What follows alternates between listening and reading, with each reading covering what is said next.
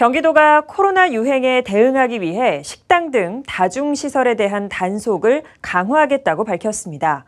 방역 수칙을 위반할 경우 영업정지 등 무관용 원칙을 적용할 방침입니다. 보도에 박일국 기자입니다. 경기도가 시군과 함께 다중시설 등에 대한 단속 활동을 강화하기로 했습니다. 사적 모임 금지와 영업시간 제한 등 방역 수칙 준수 여부를 확인하고 많은 사람이 찾는 다중시설에 대해선 무관용 원칙을 적용할 방침입니다. 특히 영업시간 등 주요 위반의 경우 원스트라이크 아웃제를 적용해 열흘까지 영업정지 처분을 내리겠다고 밝혔습니다. 야간 집중 단속을 준비 중인데 사실은 영업을 하면서 문을 닫아놓고 보이지 않게 불법 영업을 금지 명령을 어기고 영업을 하는 경우가 꽤 있다고 합니다. 주로 서울에서 이런 게 보도가 되고 있긴 한데 우리 경기도에도 없다는 보장은 없어서 그런 부분을 집중 단속할 생각입니다.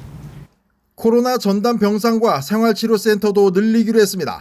우선 경기도 의료원에 격리병상 150개 정도를 추가 확보하고 경기대와 화성도로공사 건물을 다시 생활치료센터로 지정했습니다.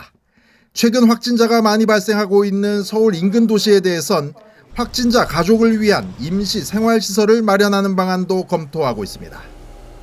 사실 경기도의 하루 확진자는 약 300명 수준으로서 서울과는 다르게 일일 확진자 530명 이상인 4단계 거리 두기 시행을 반드시 해야 할 입장은 아닙니다. 4단계 대상이 아님에도 불구하고 경기도와 서울의 4단계 실시에 맞춰서 4단계 거리 두기를 선제적으로 시행하는 이유는 수도권이 공동 생활권이어서 이른바 풍선 효과로 경기도의 감염이 급증할 가능성이 있기 때문에 사전에 예방을 하기 위해서입니다.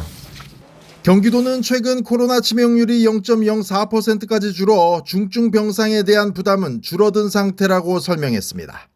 자가진단키트 보급과 관련해선 콜센터와 물류센터를 중심으로 12,000여 개 사업장에 이달 중 지원하겠다고 밝혔습니다. BTV 뉴스 박일국입니다.